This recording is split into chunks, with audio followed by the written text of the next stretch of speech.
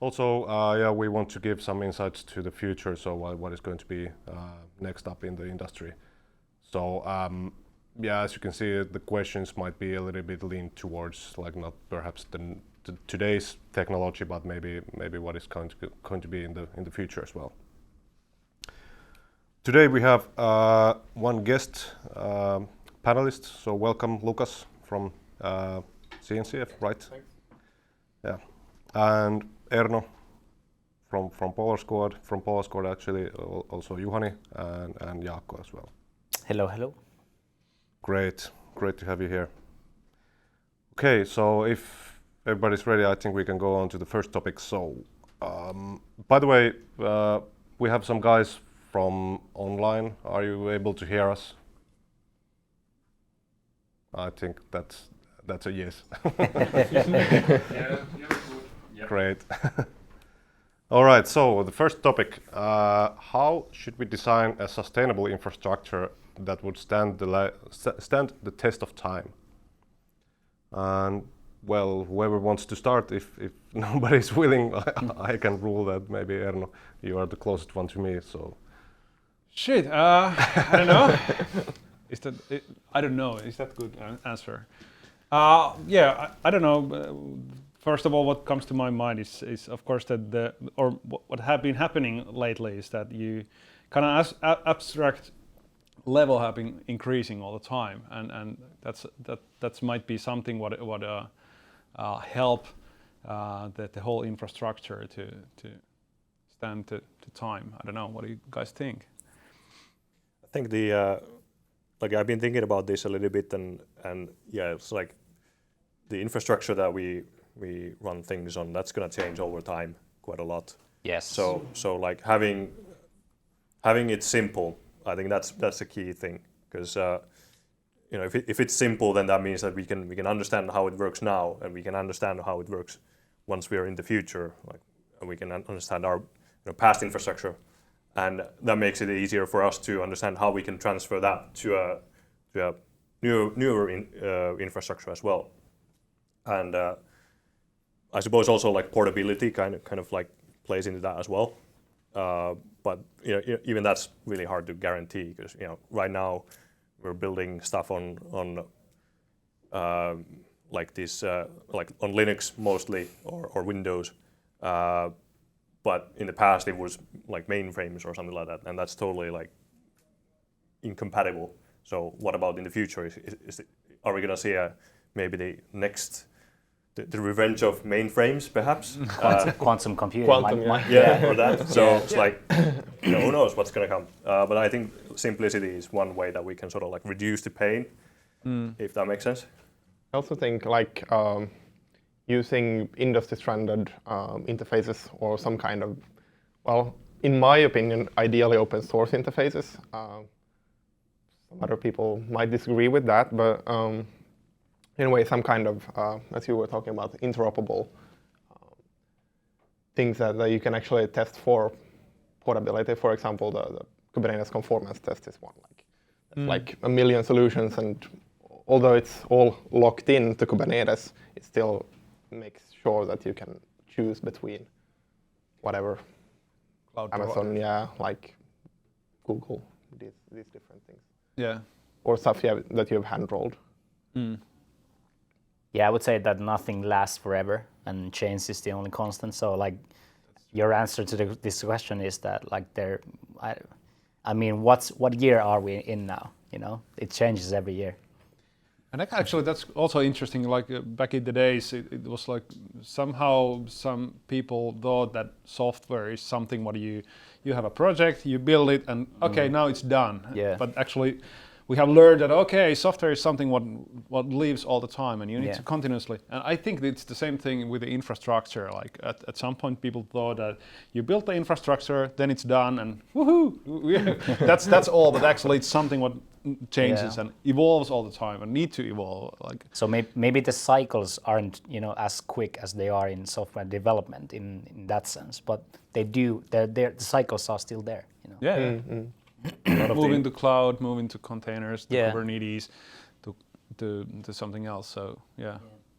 A lot of the infrastructure is software, basically. Like Yeah. you know, just go like you have these so many layers now. So you have VMs, and then you have you know now you have containers, and then you have probably running JVM on it, and then you're running your app, then or serverless, or you know there's just so many layers. So and that's all in software. Yeah, but also like with the simplicity thing, it's like if you actually have not just spaghetti wrapped everything together, but actually have designed your stuff in a layered fashion. It's more future-proof than if you didn't. Yeah. I would argue. All right, I think we can move on to the next topic. So a little bit related to this same thing, architectures and system design patterns are changing, but is the system monitoring keeping up with the pace?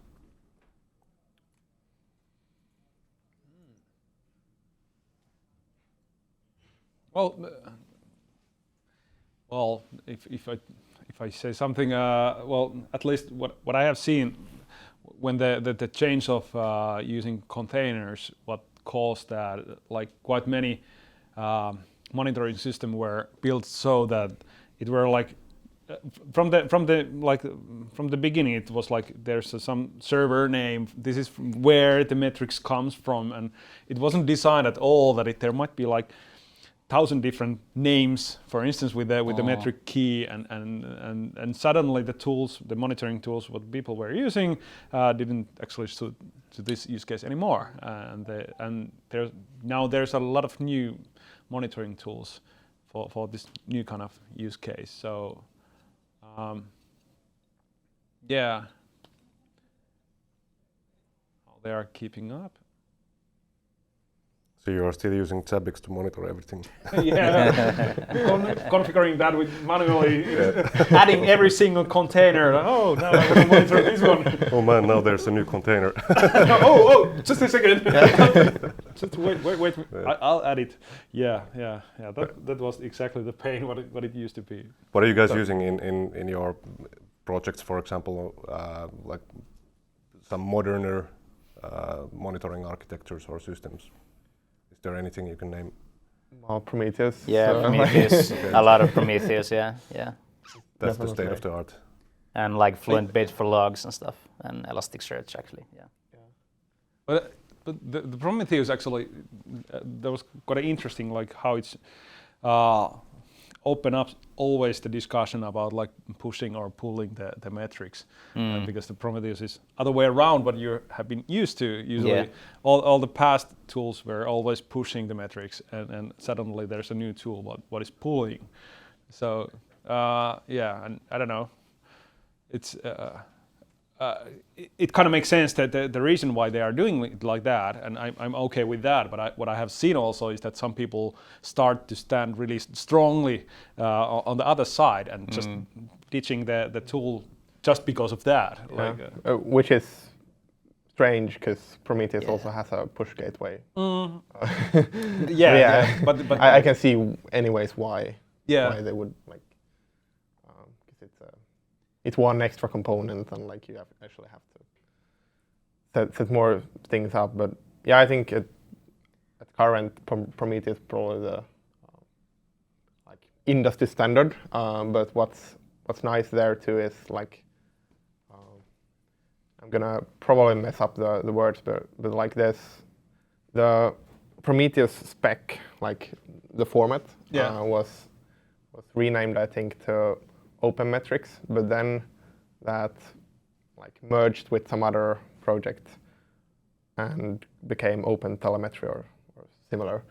So that's probably again when talking about these like interfaces, that's from what I see, it's pretty new, like that kind of spec, and I don't know, probably it's gonna become CNCF thing at some point, but basically. They have like a distinct API only thing with probably some work like tools around it, which is just for like, this is how you, a bit like OCI, this is how you get whatever metrics you have here to there. Yeah. What is the wire format for that? But it's quite interesting the question about the keeping up with the quick technology changes, like really core way of doing things you might need to change to keep up with the pace. Like everyone was like always saying that it's a push, but suddenly I need to change. But in that context, I mean the pull model makes much more sense because you're saying that your workload is like, here is the endpoint for gathering metrics from me, and then you set up the whole gathering of the aggregating of that data with another tool, right? Yeah. Because I mean the whole thing about this question is more about like the things that are interesting to us now is different than it was like 5 years ago. We're interested in different things. We're not really interested in syscalls and one VM, let's say, anymore, or are we? I can say honestly that I am not, at least. True. Yeah. Good point. I think, monitoring is not the most sexiest topic, so let's move on. So we got a statement over here. Could you agree with this? This is from Accelerate, the State of DevOps 2019 report. DevOps is not a trend and will eventually be the standard way of software development and operations, offering everyone a better quality of life. Who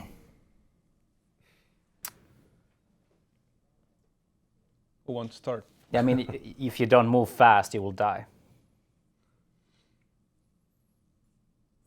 Yeah, I mean, it depends on like what industry you're working on. Sometimes if you move fast, you die. Yeah,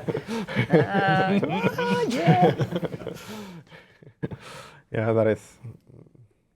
I think That's one of the angles to this Medtech. question is that like the first couple of words, DevOps is not a trend and will be the standard way. So this sounds to me a little bit like a static thing, which we are moving over to. I kind of feel that for instance the agile movement, at least personally, how I saw that at some point there was a huge hype on, hey, Scrum, let's implement Scrum, and everyone wanted to be a Scrum master and blah blah. Anyway, nowadays it's like a calm down and it's like a kind of de facto to way of working, and also people are not so like crazy about it. It's more like, hey, let's implement the best parts from that and let's do that. It's a good practice. Probably everyone agrees that. So I think the DevOps is kind of same thing. At the moment, it's in the moment that there's a lot of talk about it, but at some point it becomes a mainstream, like de facto way of working, and we don't talk that much about it anymore. But I like the last part, like offering everyone a better quality of life. I think that's a really kind of resonate for me a lot, because I like to make the developer's life easier, and that's kind of like if I can automate something so that the developers can ship software more easily and feel safe and they are not stressed about it, everything, then it's something they have a better quality of life, and that's really nice. I mean, this reminds me of a meme that I saw, which is like DevOps is the new IT for development, which is kind of true. Yeah, it's kind of falling into, like many places, I think it's falling into the same trap as Agile is, where you have companies saying, yeah, we're Agile. We're first going to have our planning sprint. We're then going to have our development sprint and testing sprint and release sprint. Hey, wait a minute. This looks like waterfall. So, again. So yeah. and I think that's kind of sort of like what you see in some companies with DevOps as well.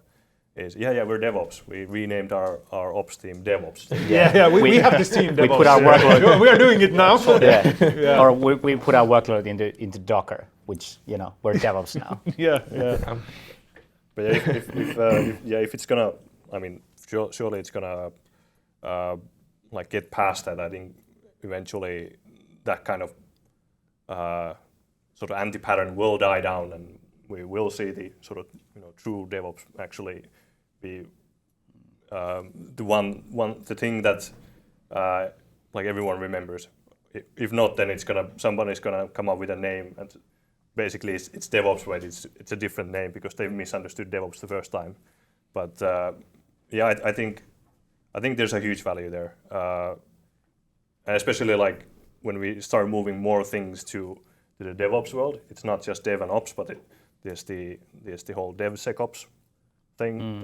There's a yesterday I heard about like this policy management, like moving that to the same sort of model where it's all automated, like pushing all of that into the same sort of, like doing all of that as just another part in the pipeline of the software delivery. I think that's awesome. Like I would like to see more of that. So definitely, yeah.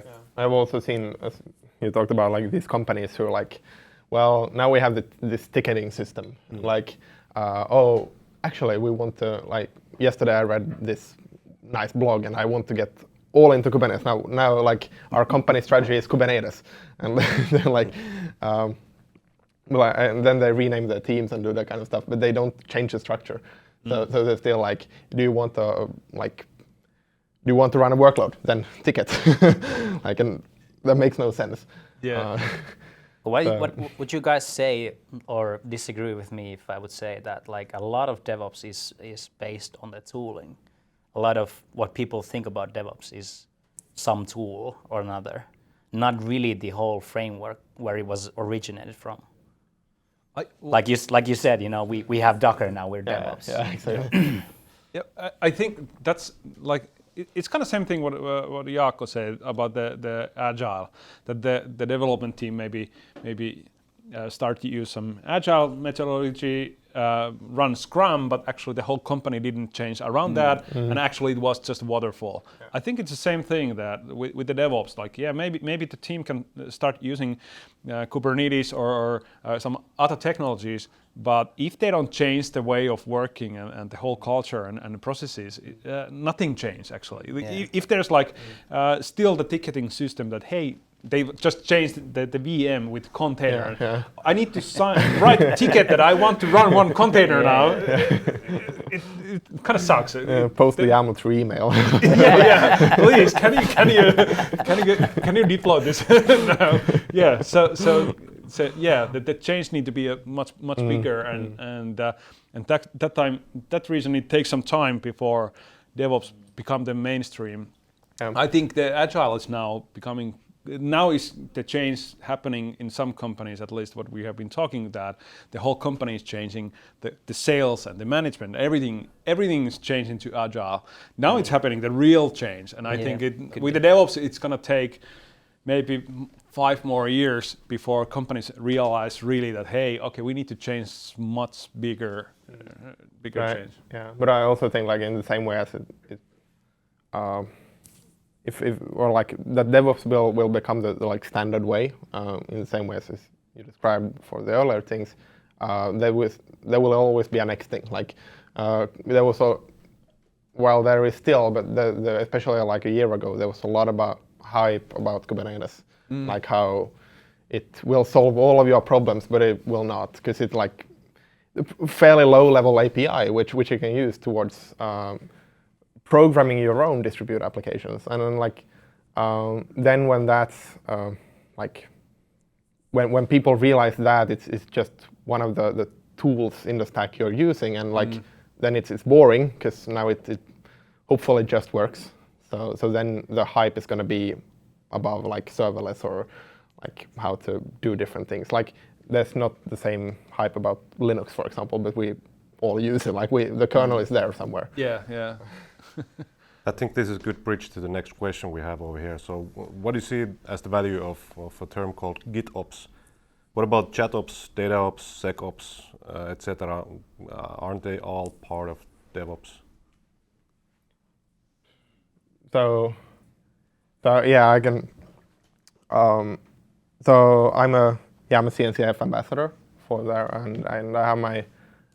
So I'm not working for CNCF, but like there, at least to date only Finnish ambassador. So I have my own company doing contracting for these Kubernetes cloud native things, and I've been contracting for WeWorks for 3 years around.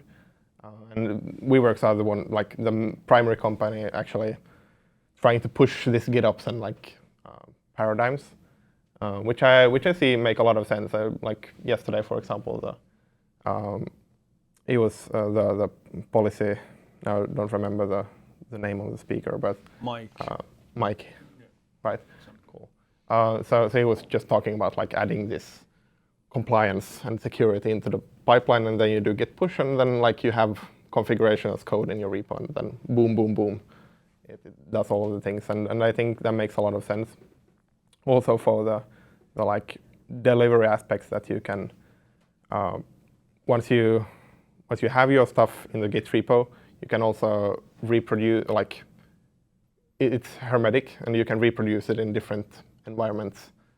For example, if you check in your Kubernetes manifest in a Git repo, which is the simplest way of GitOps maybe, or like the most mainstream way of doing that, you can actually push those manifests into different clusters, and then disallow people for kubectl access for like already in 2017 in Austin at KubeCon.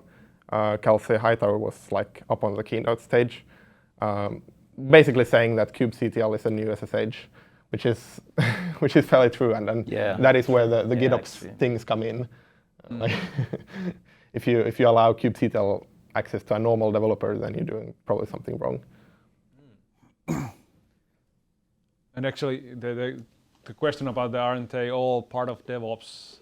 I kind of, for instance, with the GitOps, what I see is, if I try to compare that to the DevOps, initially the whole DevOps movement started from tearing down all the silos. So I kind of see that the GitOps, for instance, that's like one central place where everyone can collaborate. There is no one silo that, hey, we are the IT people, and you sign the ticket that, hey, I want the firewall port 80 open, please. But it's more like, hey, there's a central place, everyone can make changes.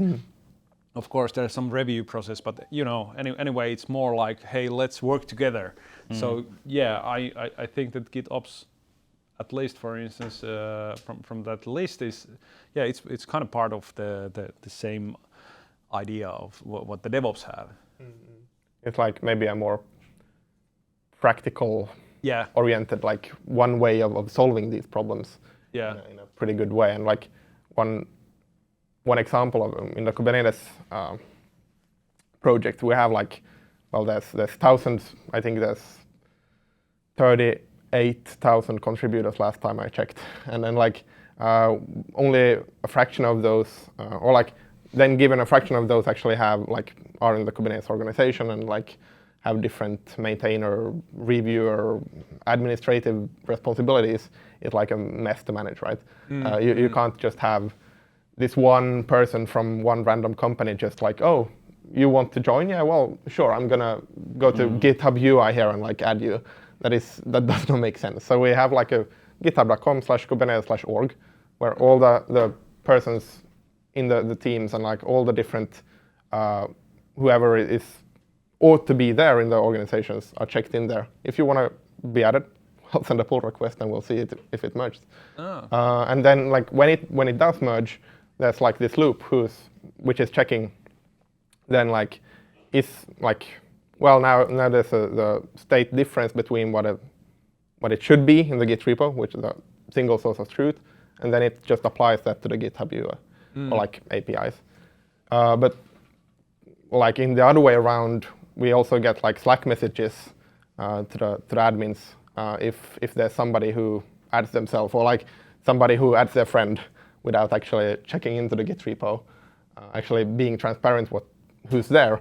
Then it fires an alert in Slack, and boom, like we can see it and fix it. So like it's also like one part is well, now new state has to be applied in the system that way because we had a merge, but also the other way around, that we can observe the actual state and then compare it with the desired state. Which is like, this is just an example of a practical application of this. What about Juhani? You usually disagree with these all kind of terms and stuff. Well, I mean, like aren't JetOps, DataOps, SecOps just like flavors of DevOps, different like branches of it or subsections of it? I mean, GitOps is definitely something I use every day, and it's something I've been pushing ever since I heard the CEO of WeWorks give a talk about it like 2 years ago in a KubeCon or something. Can't remember his name though. Alexis Richardson. Yeah. And I mean, it makes a lot of sense. I mean, that's like in my daily work, what I see to be the most efficient way of getting, especially developers, hands-on into like infrastructure stuff. But still, I do feel that like some educating or maybe encouraging is needed for I don't know, a normal front-end developer to be, courageous enough to push some, infrastructure change or something. But that's more about the whole paradigm shift and like the common, having common value, a common goal, let's say. We're kind of focused on only on one. Yeah, that's true. But I need to say also that what it also need is the like good version control. And Git practices for all the operation people also learn. They need to change also and learn all these best practices from software development. So it kind of takes some little time. What I have seen that the idea is great, but anyway they somehow feel that but someone could just go and change the configuration. Yeah. But you have the policies that one of your team need to approve the change before it can be merged. So, and also for the developers that, hey, you're not doing any, like there's someone anyway checking what you're doing, kind of reviewing your change. You just do the in change. that way it's safe. Yeah. Or safer at least. Yeah. And for the operation people also, that you don't need to read some ticket. Oh, okay, what port number and forgot to mention, is it TCP or UDP or, oh shit, what I should do now. But it's much easier if there's like pre-made change. All you need to do is, that's like following our like policies. And actually it could be automated. Yesterday talked that the automation of validating the policies. So, exactly. Like the one practical application of this is like the developer then pushes, I want this kind of pod and with this and this and this, or whatever it can be. Exactly, like doesn't have to. Well, my example was like I want a VM. Then I have a VM specification which I push to the Git repo, and then like the admin reviews and approves it, merges, and then we have like this control loop in the case of Ignite that I wrote this summer. It like checks out it sees the new commit, checks out it and like runs it, and then we actually get this, like we have spec and status, and then status is populated, so we actually push back status to the Git repo, and now we have an audit log of everything that happened in the system. Unlike you would have if you just did kubectl access to a developer and just hope that your audit logs will, like the stream of gigabytes of data, you will find, the developer actually did this weird thing here. Right. It's not as powerful. Okay, let's go back to the technical layer. So we got a next question over here about cloud native software. That's a hot topic in 2019. What kind of pros and cons it brings having your app cloud native? What do you think? By the way, is there any questions from the audience or any comments? Just feel free to raise up your hand and bring up to the attention.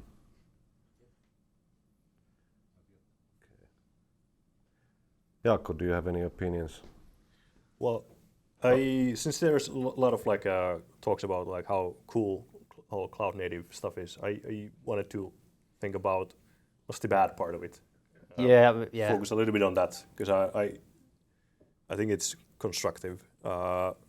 So as far as I know, that one of the things is the focus on like APIs and communication of small services. So basically microservices in and that those then combine a larger service. I think it's a great idea. Definitely, you can do updates on these small services individually, and it's much easier to manage like the scope of what each thing does. But I think there's also like value in having those things combined into one monolith as well. Like, I don't think monoliths are always the bad choice.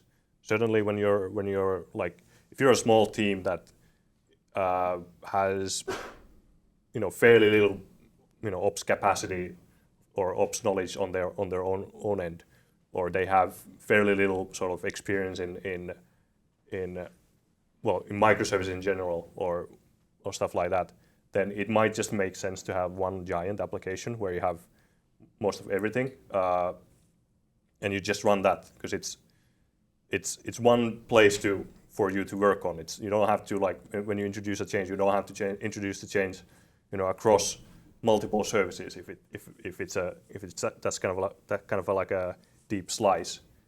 So it can make you more productive, and in many situations, that's all you need. You don't need to scale out into this for this massive user base all at once. You can start out. In many cases, the user base is like 100 people max concurrently. So you don't need more than a VM and a one instance of your monolith. So it's all good stuff, but I think sometimes it's kind of overhyped, and sometimes it gets applied in situations where it's not really necessary, I would say. Mm. Did we have in a part Totally. one when we discussed about the open source versus like Amazon, that Amazon is eating these open source projects like left and right, and then the debate that if we have cloud native stuff that are like someone just make a cool project and then Amazon just eat it and takes the money. So what's the future of that in a cloud native way? Because I mean that might be an issue if the API is just bought by another company. By the way, we have the microphone over there. So. Yeah, could you repeat the question? I'm not exactly sure. Okay, I'll repeat the question. So, previous part one, we had kind of a little discussion about that open source is eaten by Amazons and Azures and stuff like that. So many of the projects that are now open and stuff like that are repackaged and sold in Amazon and stuff like that. And it might happen to other projects as well. So someone just makes it a little bit better, clones it, and just makes an own product, and then the API of the previous one kind of disappears. So would that be a kind of a little bit of problematic in the future? Kinda. Maybe it goes more to the discussion of open source. Is that good thing or not, and not precisely to the cloud native. I think it's a bit distinct. Yeah. Yeah.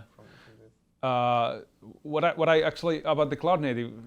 Sorry, a little bit ditching your question, but about the cloud native, what is interesting also is that you were talking about like building one monolith or microservice architecture. Actually, like building cloud native software doesn't mean that you need to split that up. You can build one monolith and use the benefits of cloud native.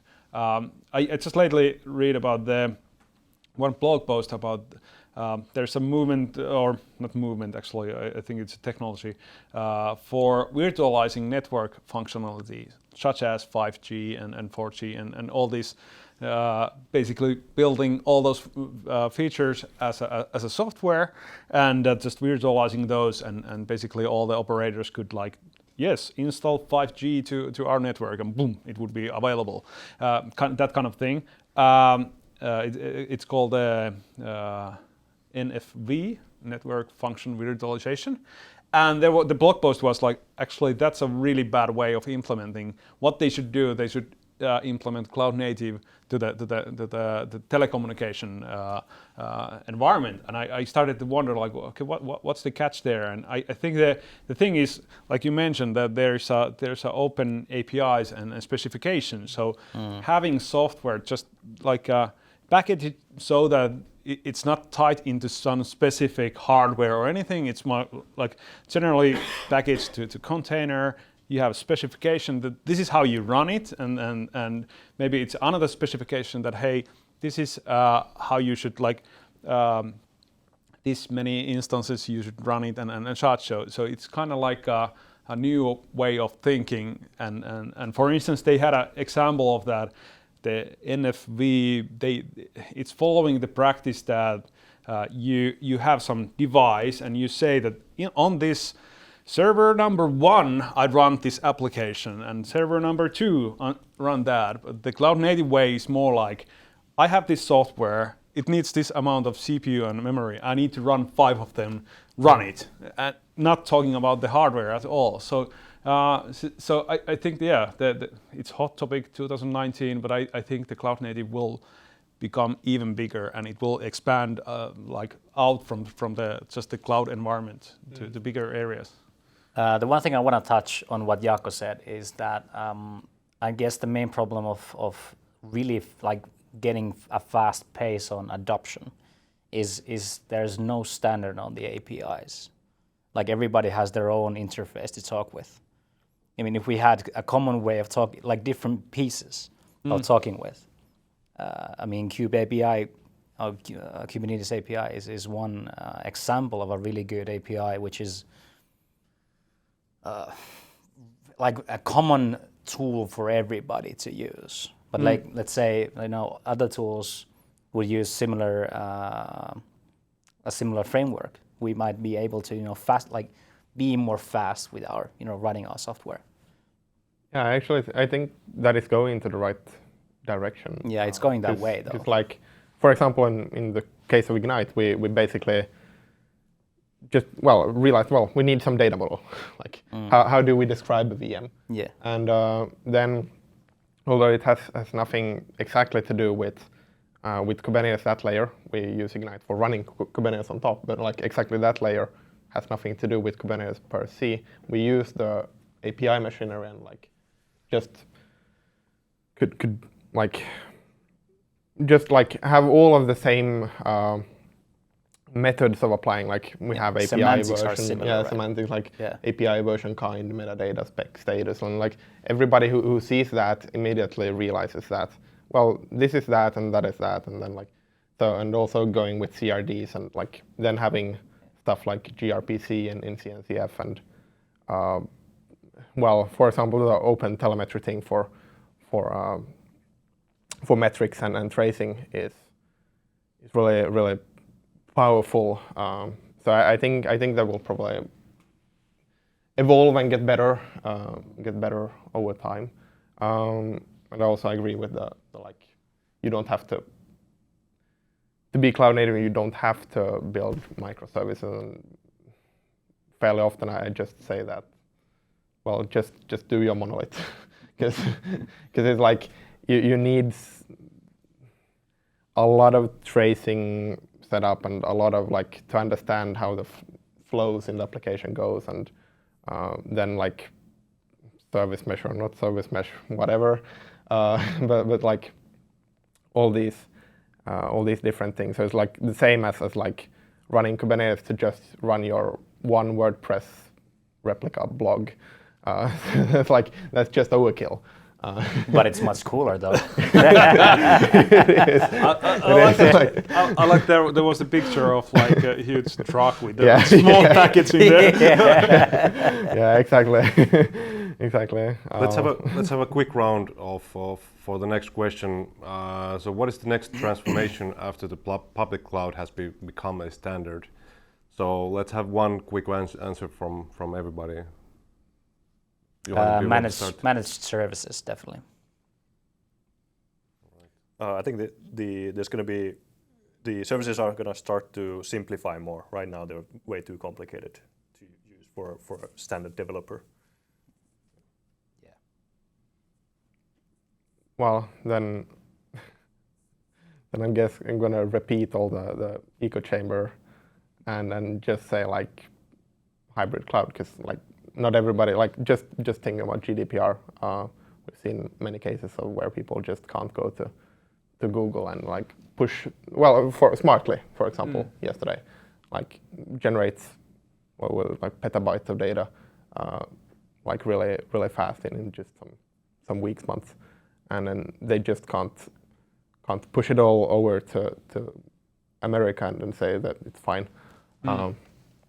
And that kind of, and also like just the network traffic would not break, but like it would be unnecessary because they wanted to keep it local to have a better. So like then through these APIs and standard layers and interfaces and conformance Kubernetes and like blah blah blah, it's like we can actually achieve that kind of stuff where you have your local Kubernetes stuff installed using commodity tools from the Kubernetes open source, like here in Finland, for example, and then you burst out through virtual kubelet or some other CNCF project to the cloud, so that you can like, well, we have by default we run our stuff here, but then if we have spikes and if we have different requirements, we can just burst out to different other places. But all of these areas like fairly new, so like everybody's saying multi-cloud and everybody's saying hybrid cloud, and without we actually having some good tools to work with, at least open and interoperable. But that's the cluster API is actually part of. So I'm a C cluster lifecycle lead in Kubernetes. So we have one sub project which is kind of targeted towards commoditizing this layer, and it's going to take maybe a year or two more, but it's been active for 2.5 years, 3. You launched it in KubeCon in Barcelona, right? Or something like that. Well, we actually started doing it in 2017, but like we had Joe Bida had a really good talk in Barcelona about it. Yeah. So like that's what also, I saw. Yeah, also like advertising it to the masses, and that's the way we intend, at least for the C cluster lifecycle point of view. Like open source tend to do it, but some providers do not agree, and some providers just go and build their own stuff, in a like silo way, and then like this is the only way you can do Kubernetes multi-cloud. I think the shift to the or the transformation to the hybrid cloud solutions can be also seen from the public cloud providers such as the AWS Outposts. Yeah. I think, how can you start anything from here? Say anything new? But I think, if the movement, the next movement is multi-cloud, and you use multiple clouds, and thanks to the standard APIs or Kubernetes and such, you can use multiple clouds. I think after that, the next step is edge computing. So suddenly you realized, okay, this computation, like really heavy data processing. Hey, what if the teleoperator in here, Finland, could provide me with the same standard APIs, I could buy some computation here, or I could buy just a general hardware server here, and it's usable for me right away. So suddenly we have been moving to cloud, but then we also take all the best practices, what we have learned in the cloud, we take them back to the edge, and also because we have the mindset that the multi-cloud or hybrid cloud, that we run the stuff where it makes sense. And suddenly we don't need to make it one decision, run here on premise or in the cloud. We run partly some here and something down here or something like that. So, but then quantum computing will happen, and we'll all shift down to back to mainframes. no worries. We're in Mars in that day, so we are flying in the space and doing. We don't have cloud anymore. We have space in that day. All right, let's move over. I think we got some 10 or 15 minutes maximum left. So a little bit over to the Kubernetes topic, a little bit deeper. So is there a need for operations domain expertise anymore when using Kubernetes operators? Actually, I'm not sure if the operator is the right pronouncement over here, but you get the point. So, for example, Rook takes care of maintaining a distributed storage system such as Ceph or Cassandra. Yeah, I think there will be need. Yeah. Like this is just automating like a lot of the stuff, but it's just automation. It's just a tool. There has to be some human to actually understand what's going on. If you don't have that component, then if something goes wrong with the automation, Yeah, exactly. or how do you even set up the automation? Like you have to have some knowledge about like what's going on, and this happens like at all levels. Like if you think about a cloud service of some sorts, like you can make an API call to get a VM, and that's sort of managed for you. But there is always like a human somewhere. They're going to use automation, of course, to get the problems away from their eyes as much as possible. But at some point, somewhere, there has to be someone who knows how that is designed to how to sort of like improve that if there's any sort of problems or fix anything or anything like that. So for sure, like there's going to be, I think it's going to be pushed away, but from like, it's not going to be so much like everybody's concerns, but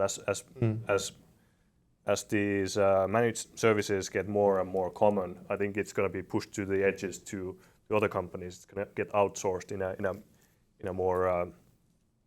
a more interesting way. Not just outsourced in a way of like, we're going to get some hands to manage this, but outsourced to like, just get this away from my mind. It's like a bit of a philosophical thing to like self-driving cars, for example. Do we actually like, it's going to take, then it's, or like airplanes. Like, do we want the pilot there, or the landing and like takeoff is like automated. We still want the pilot to actually see that if something goes wrong, it can take over and manually make it work. And then also, then there needs to be somebody actually pressing the button that fly, and like understanding the system that if we're on an island with 100-meter like takeoff lane, then like it's different from where you have a kilometer somewhere else. So like actually adjusting, or coming back to the technical, like adjusting Rook, for example, has it's a really good project. I like it a lot, but it has obviously a bazillion of parameters, because it's not the same managing Ceph in Azure as it is on my Raspberry Pis. It's like fairly different, and then you need somebody to actually understand the system as much as they can like tune the thing and like make it work. Not to mention then upgrades, like how do you know when is a good time to upgrade and how and in what sense? Although most of the stuff is automated for you. So the direct answer is yes, we still need people behind all this stuff. But I think what is happening, like back in the days, there was, if there's let's say 10 developers, I don't know good enough the history of IT or computers, but anyway, there have been like, let's say there have been 10 developers, there have been 10 operation people to manage all the things, but the whole like scale have been changing more like this. Yes. The one operator need to serve suddenly one operator need to serve 10 developers, and the scale is going more and more because the software is eating the whole world. So suddenly you need more and more. And what do you need? You need more automation. You need tooling. So still we need the expert there to run the Rook and know the details. But because of the Rook and the automation and Kubernetes, that one guy can suddenly serve much bigger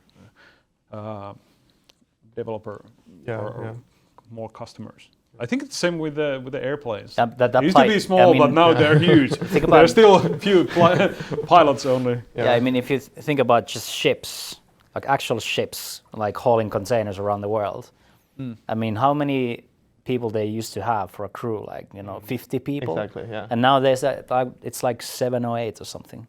I have been talking with a company who is working on to, first of all, take so that the driver is actually on the ground and the ship is driving alone, and later on they want to automate the whole thing. Yeah. So suddenly So there no will be people. zero. Yeah. Lots of containers, but just one helm. But no tiller anymore. Exactly. So, do we have any questions from the audience, perhaps? Anything from online? All right. If not, I think we can call it a day, and let's give a big hand to the panelists. So, thanks for joining. Thanks, guys. And thanks for the audience as well. So, all right, I think we can continue from here. Thanks, everybody. Thank you. Thank you. Thanks.